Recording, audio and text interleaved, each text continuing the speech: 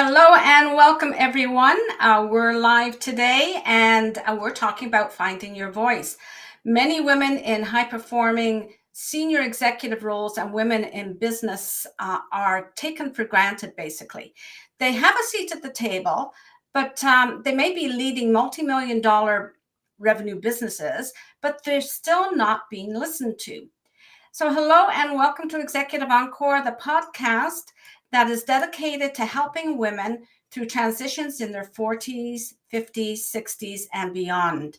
The podcast and its complementary blog speak to creating recognition, respect, and influence women truly deserve in all areas and phases of their lives and work, especially as they prepare for what's next, their Executive Encore.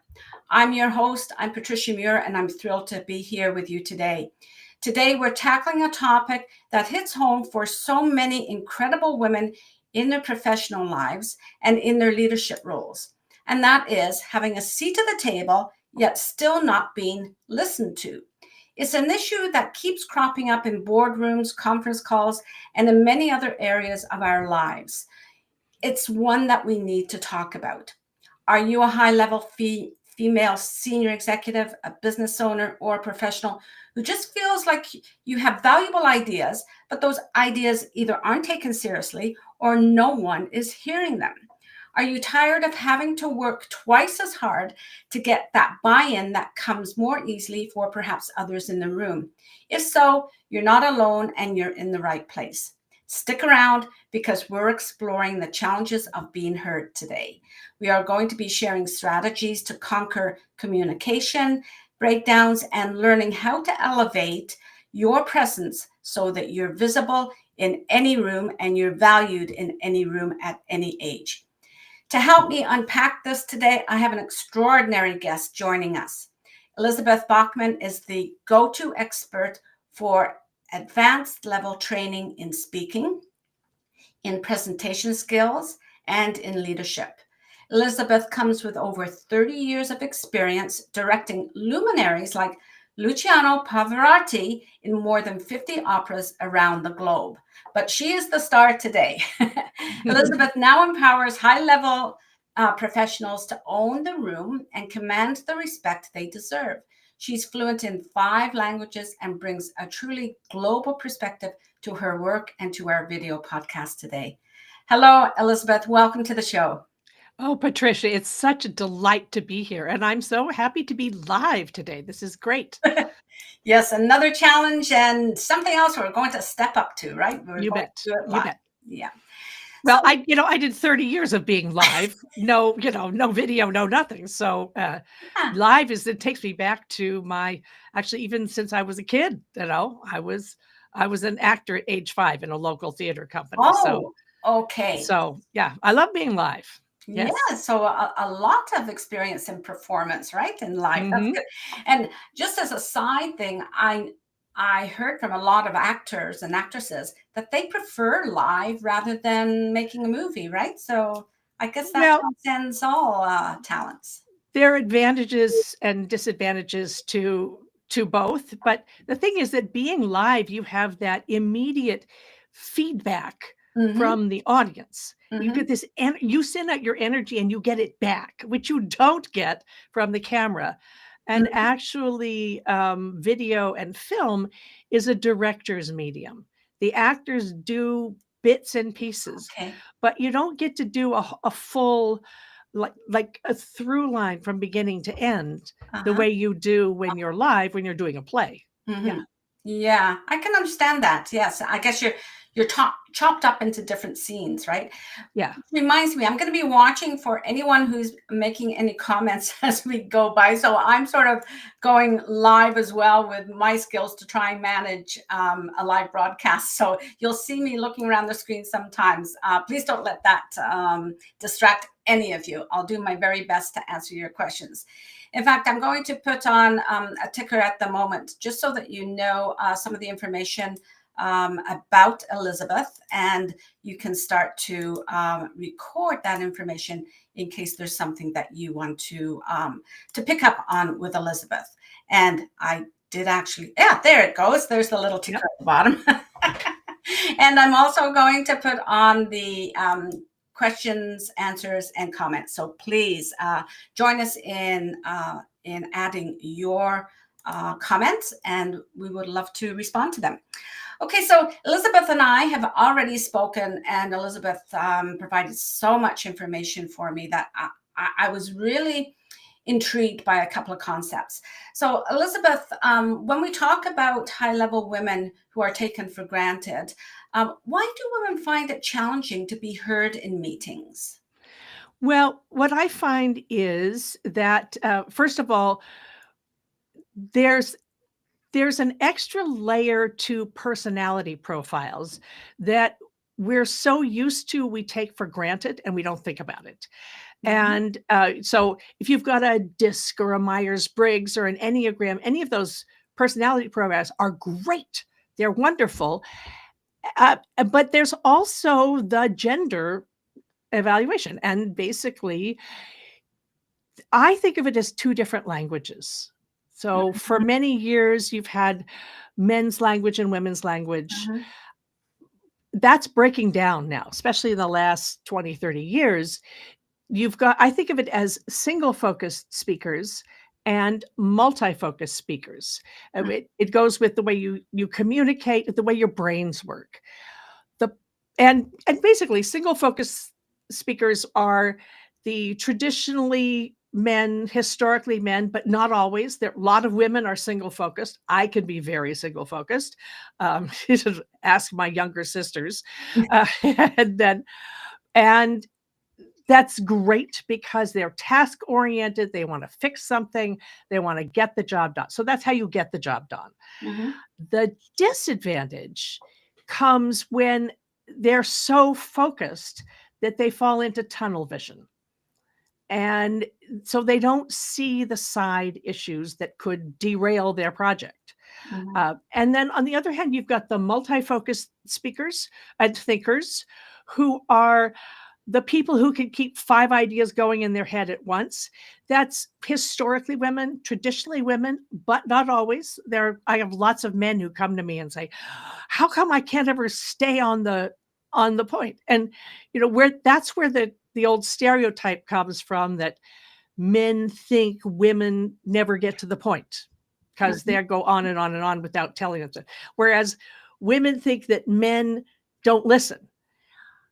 I actually think it's 2 different languages. And then if we can recognize that nobody's wrong, it's actually 2 it's as if the single focus thinkers spoke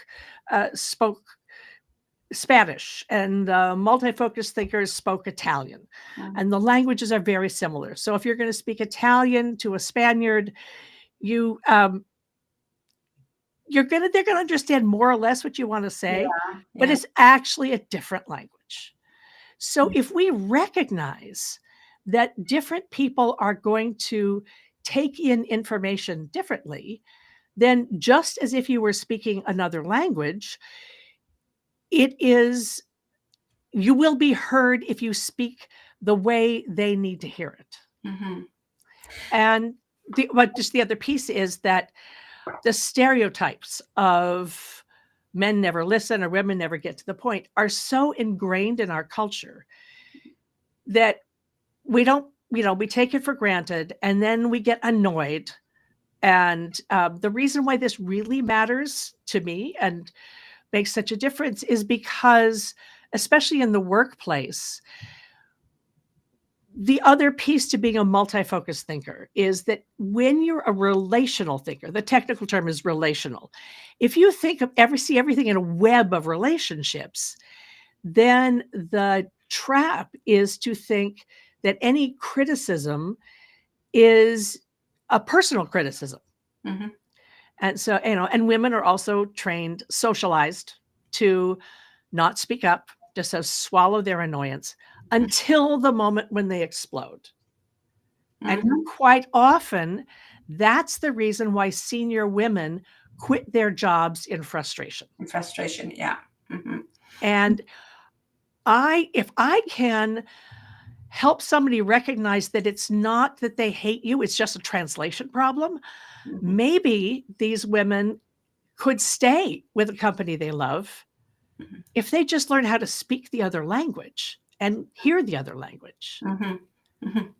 Well, that's quite a task when you think about it. What you're trying to get your message across, and you have to think about how it's perceived by other people in the room. So even if you are very direct about something, okay, say in a consultation, you're Mhm. consulting, so you're very direct about it. Um, but even your ideas at that time seem to float above what the room is willing to hear. Mhm. I guess that's one way for me to put it.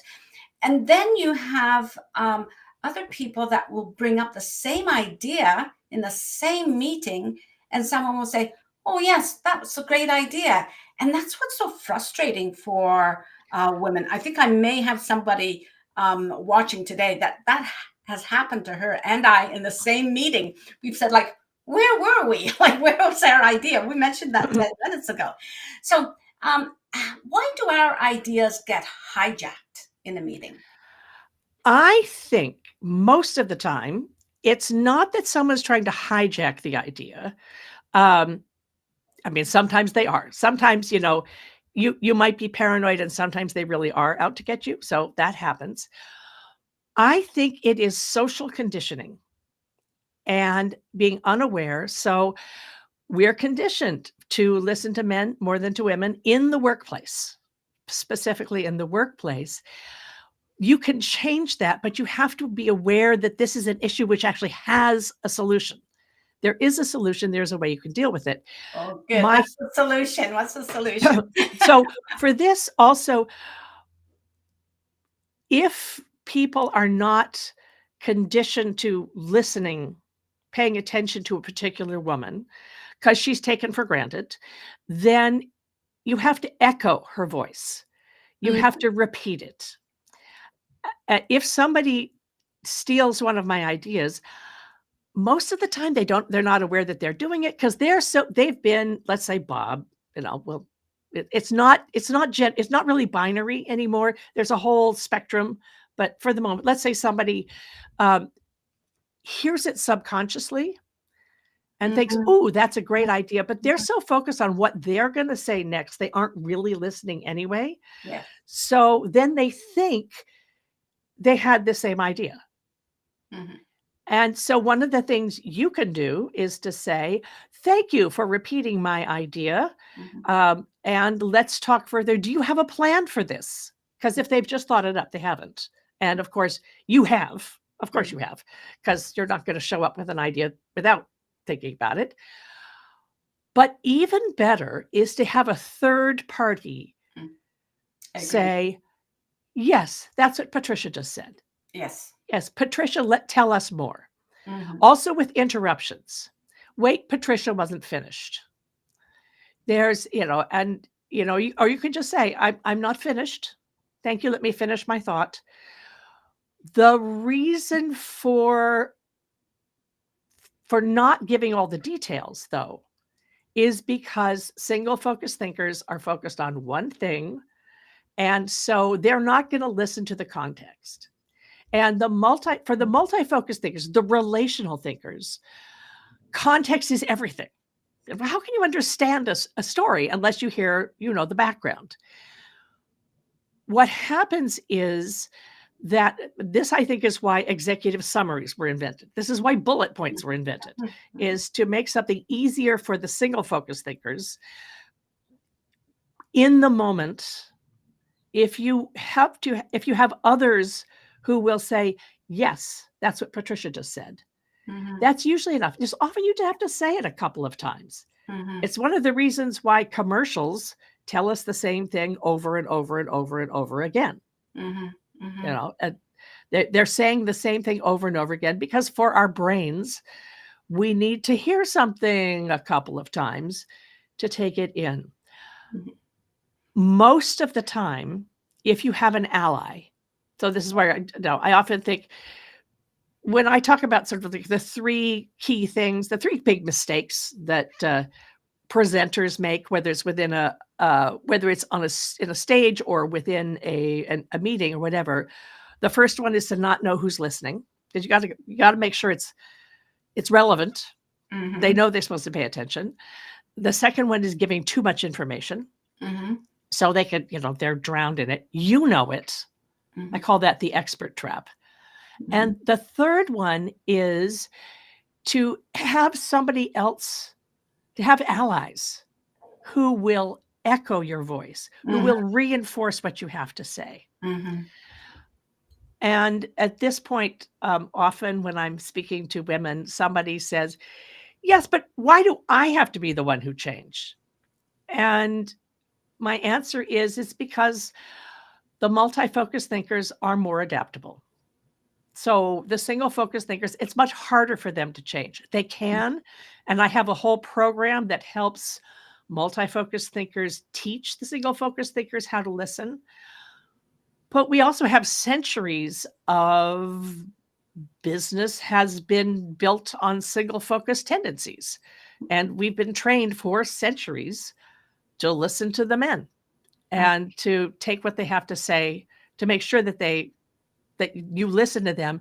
So it's not any one person's fault, I think.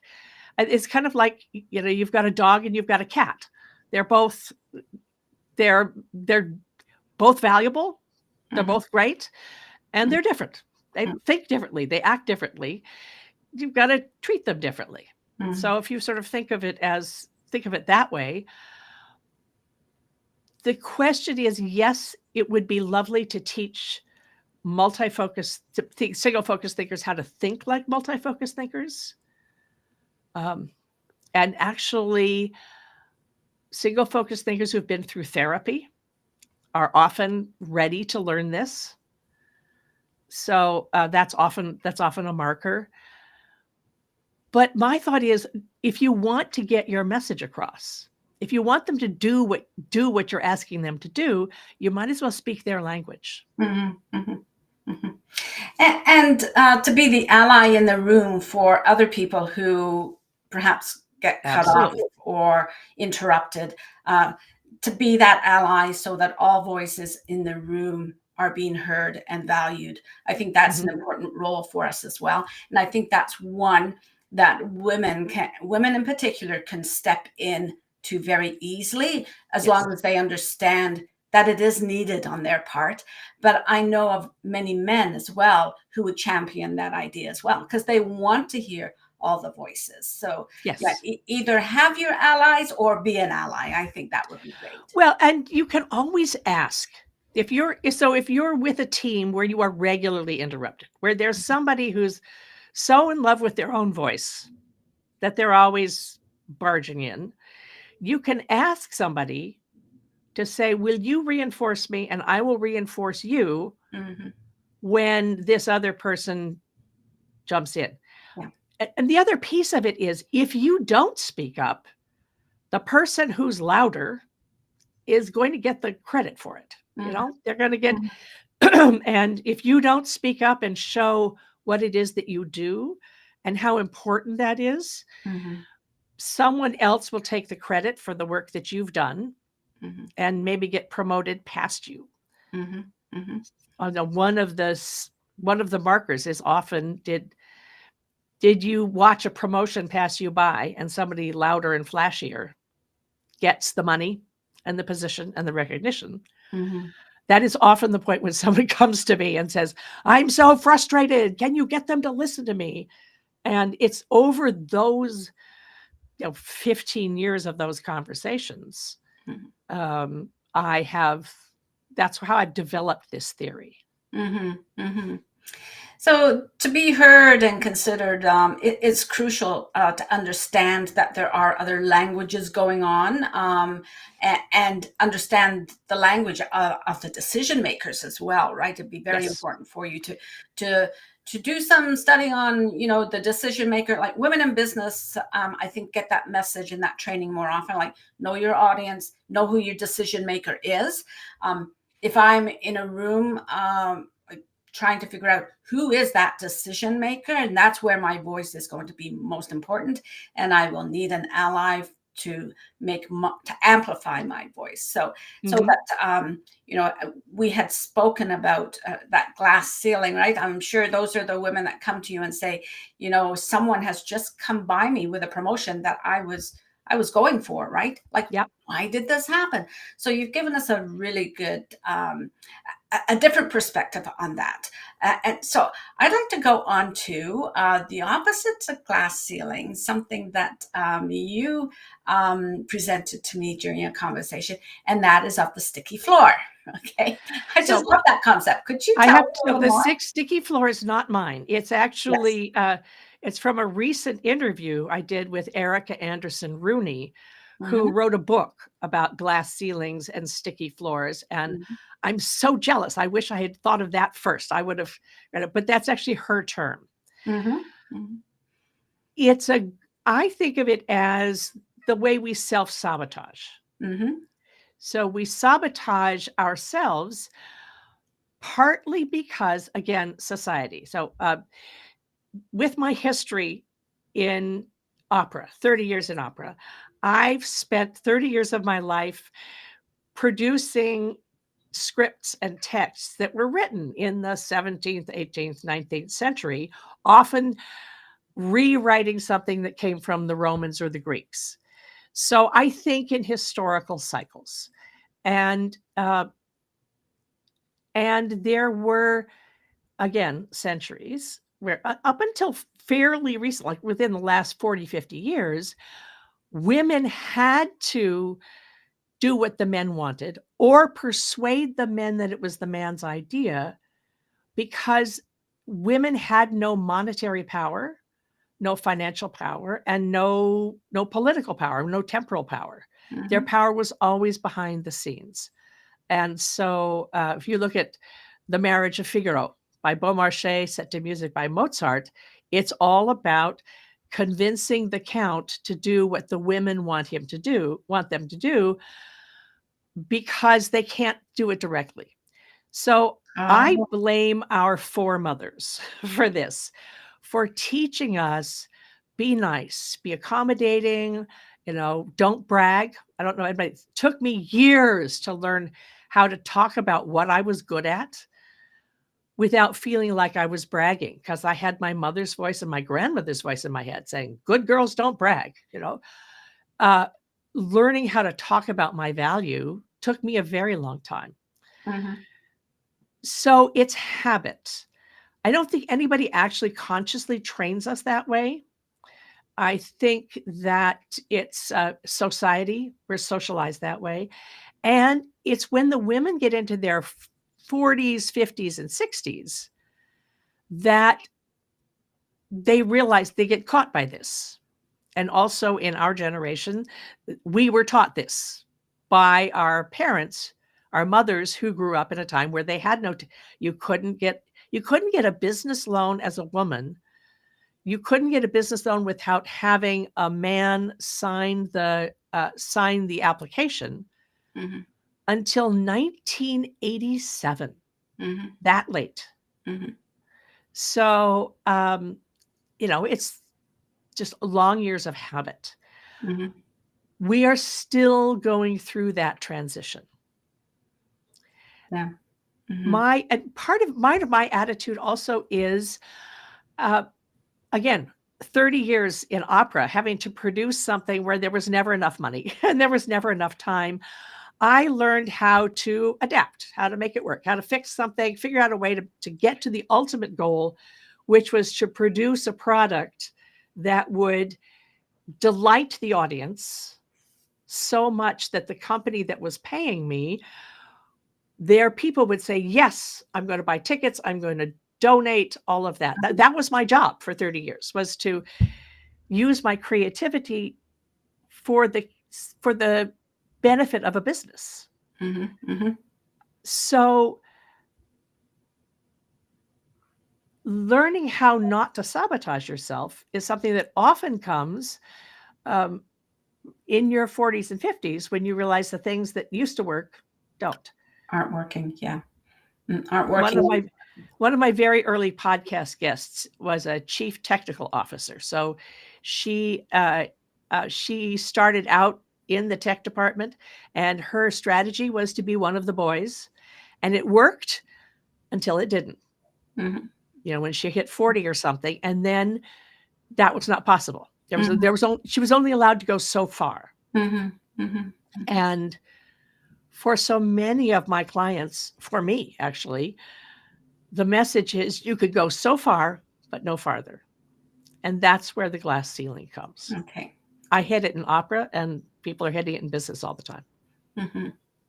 So the saboteurs are the sticky floor, Yep. basically, and they some of the behaviors that we have work. Some of the behaviors that we've adapted work for a certain amount of time, and then it gets to a point where there's the glass ceiling. So it's a double whammy, isn't it? The sticky Yeah. floor and the ceiling. Yeah. Yeah.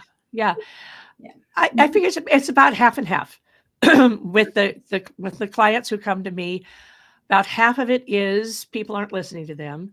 The other half of it is they're sabotaging themselves. Yeah. Yeah.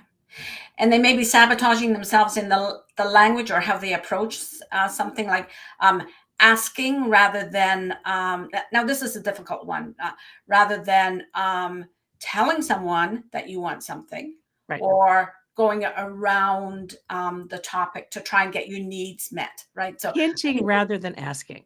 yeah, yeah. One of the best phrases I heard was a, a friend of mine, so the relationship coach who taught me about all of this. And I said, "Oh, it's a language."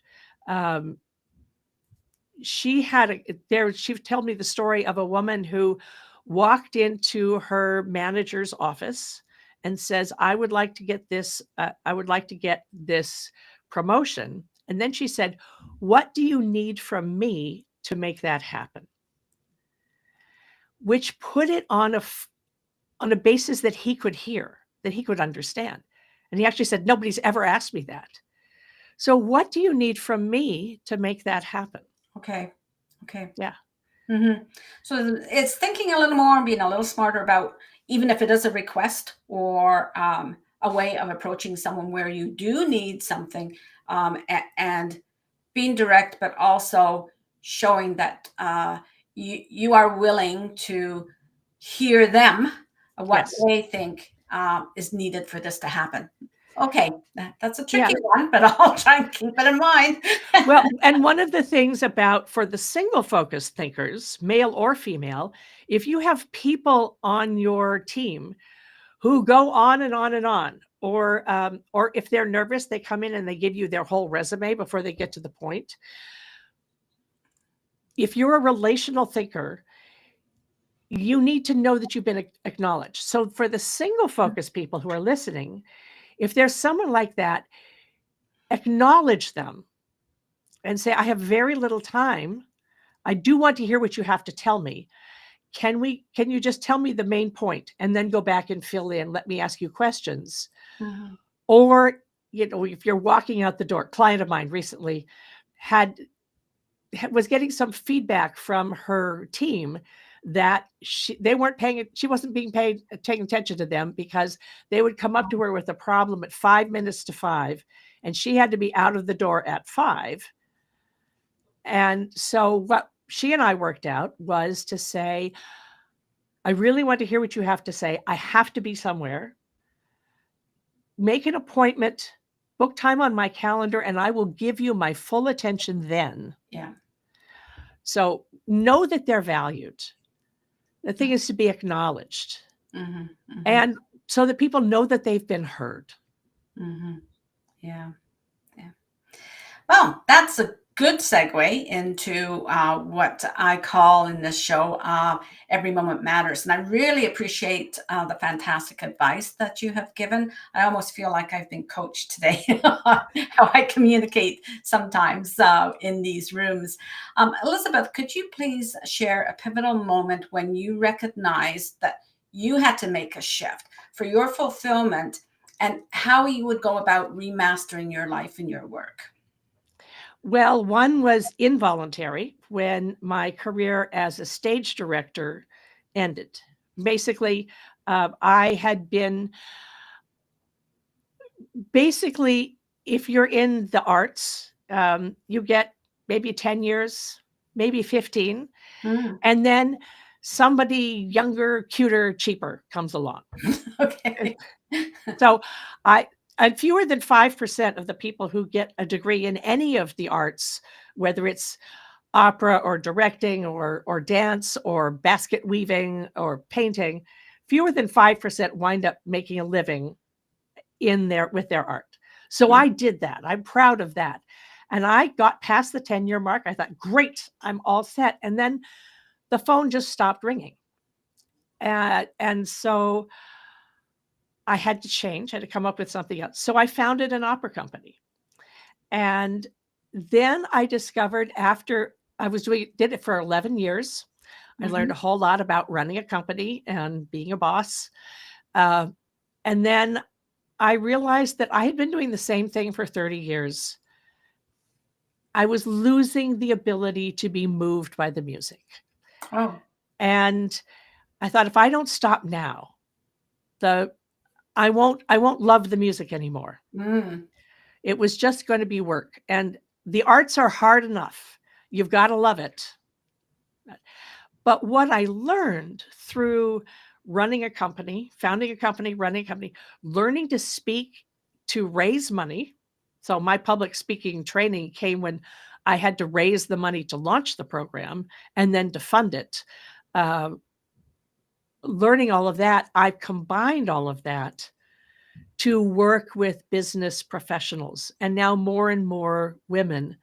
Um, Also, I think about languages because in the opera, I was an international director. So I worked my way up through the ranks, up to the Metropolitan Opera and internationally. I was used to working in 3 or 4 languages at a Mhm. time. Mhm. So I saw it as a language, Mhm. as a language issue, a translation issue. Yeah. And when I started working in business, I discovered that the problems of business presenters, whether within an organization or in public, was pretty much the same issues that the singers I trained had. The difference was just vocabulary. Mhm. So it's a lot of the same skills, Mhm. including learning how to be compelling when you present, how to be interesting, Yeah. how to use to create the melody of your message. Mhm. So Mhm. that was the big translation was walking away from opera so that I could still go and sit in the audience and love it Mhm. and figure out some other way to use those skills. And That's I was in my mid-50s at that point. Mhm. That is great. I hear that from other women as well. Like they've had a particular specialty, skill, talent, whatever, and before it sort of runs dry for them, they're able to transform it into another way of continuing because they don't want to give up all the knowledge that they have gained through the years as well. Mhm. They say, like, why would I just stop this? Like, I want to contribute to whatever my profession was, but in a different way. So that's great. I love that. Elizabeth, there was something that you wanted to mention today. Excuse me for a moment. I don't know how this got through, but sorry about that. I'll cut it Yeah. out. I don't know how that got through. It's on do not disturb. But Elizabeth, you wanted to talk about something special today, and I think it's about storytelling for people who are dog Yes. hunting. For our live audience, I have 2 webinars coming up. I have a webinar on January 31st Mhm. about storytelling secrets for women leaders. Mhm. Because when you're not being heard, one of the best ways to get people to pay attention to you is to have short, concise, compelling stories. But it takes a little time to construct them. So, this is actually one of the major tools that my clients use. And so this is really how do you do this? And it Mhm. works to gain visibility in meetings, for career pivots, if you're job hunting for the interviews, etc. And then in February, I will be a guest with the great Christine Graves, sorry, who has a podcast specifically for job hunters. Okay. She calls it people who are doing a career pivot. So it's not like a hunt, Mhm. it's a pivot. And so I'm going to talk about how do you talk about what you're good at Mhm. and do it in a way that doesn't feel like bragging, Mhm. basically. Mhm. Mhm. It, again, goes back to language, doesn't it? Yeah. Mhm. Yeah. Okay, good. So for people who are watching live, you'll see that there's a ticker going on below that gives you information on how you can get in touch with Elizabeth, and I strongly advise you to do that. I want to thank you, Elizabeth, and you can visit Elizabeth's website at elizabethbachman.com, and you can also meet with her on LinkedIn. And anything that you want to improve your presentation and your leadership skills, that is something that Elizabeth can help you with. Thank you again, Elizabeth. And to our listeners, thank you for tuning in today for the episode of Executive Encore. Don't forget to subscribe, tag another woman business owner or another woman executive. Leave us a review and share the episode in your network. You deserve to be heard. They deserve to be heard. We all deserve to be heard, seen, and valued in every phase of our lives. And subscribe to the Sunday Encore newsletter. Elizabeth will be featured this week in the Sunday newsletter. So please sign up for that. Until the next time, take care of yourself, do what's best for you, and don't jeopardize what you've built for yourself. Have a great day.